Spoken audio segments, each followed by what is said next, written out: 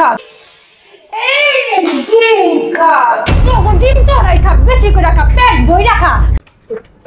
আরে ভাবি এই কি আপনারা ভালো আছেন ভাবি আরে আসসালামু আলাইকুম ভাবি ভালো আছেন এই বোন দেখছো আমাকে ভাবিরে দেখছো কত সুন্দর আমার ভাই বিয়া করতে সালাম দে আমার বোনকে সালাম দে ভাবির সালাম দে লাগবে না তো যাও যাও ভিতরে যাও যাও ভাবি এসব গ্রামের খ্যাতটাত কেন যে অসময় বাড়িতে আসে ধুর ভালোই লাগে না আজকে দিনটাই খারাপ যাবে আমার বোন এদিকে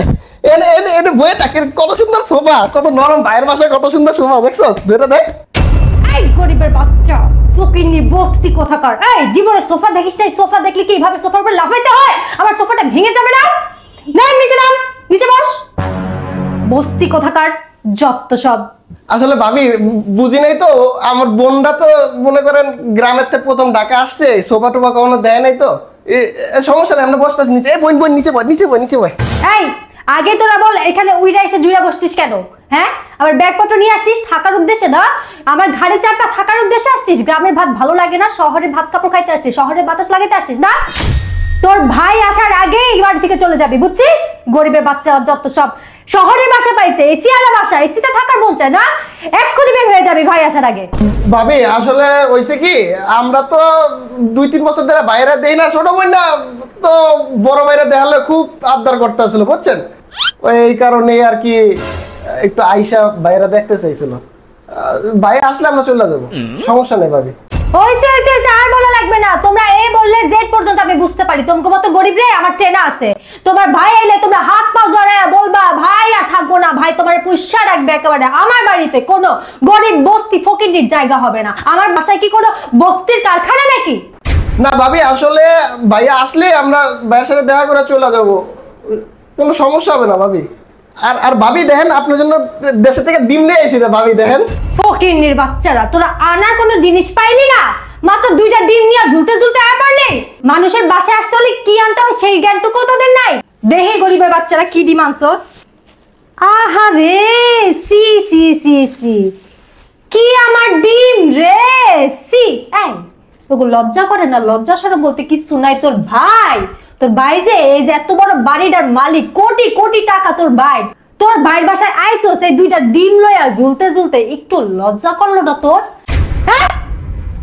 লজ্জা তবু তো আবার লজ্জাই নাই তোরা তো গরিব ফকিন্নি বস্তি তোর ভিতরে কি আবার লজ্জা কাজ করে নাকি গরিবে আবার লজ্জা শোন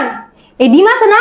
এই ডিমটা আমি তো করে খাওয়াই দিতে আছি দেখবি কেমনে খাওয়ামো একবারে সুন্দর করে বাইজা রাইন্দা তো করে খাওয়াই দেবো দেখ এই ডিম খা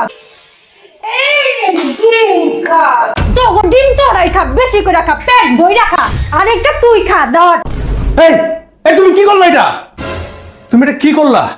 তুমি আমার ভাইয়ের মাথায় ডিম ভাঙলা তোমার এত বড় সাহস হ্যাঁ কে দিয়েছে তোমার এই সাহস ডিম ভাঙছি ভালো করছি তোমার ভাই তোমার বাসায় আসছে এত কোটিপতি তুমি একজন মানুষ তোমার বাসায় আসছে শুধুমাত্র 2টা ডিম নিয়ে ঝুলতে এটা কি মানতে পারি আমি বেশি করে খাওয়াই দিছি এবার মজা লাগছে না আরো খাওয়াবো আরো তোর এত বড় সাহস তুই আমার ভাইয়ের মাথায় ডিম ভাঙছিস আবার তুই আমার সামনে তুই আমার আপন ছোট ভাই এবং আমার ছোট বোনকে তুই অপমান করতেছিস তাদেরকে গরিব ফকিন্নি বস্তি বলে তুই তাদেরকে সম্বোধন করতেছিস এই তুই কি ছিলি তুই তো ঢাকার বস্তিতে থাকতিস তোর মার সাথে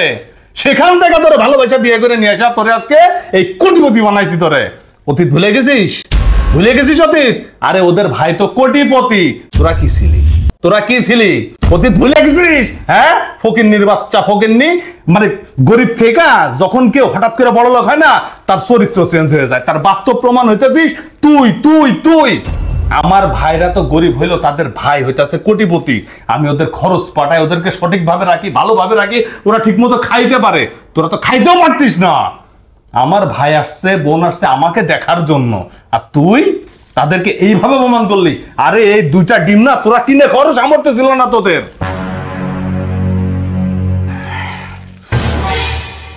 মাপ চাবি আমার ভাইয়ের কাছে মাপ চাবি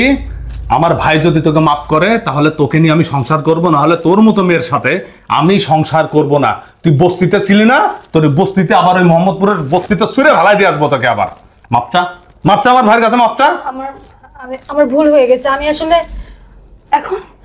আমি আসলে আমার আগের অতীতের কথা ভুলে গেছিলাম, আমার ভিতরে অহংকার চলে আসছিল, আমি এখনই মাফ চাইছি। আর না না ভাবি, ভাবি তো মায়ের সমান। ইমন ভাই, ভাই আমি না ভুল করে ফেলছি,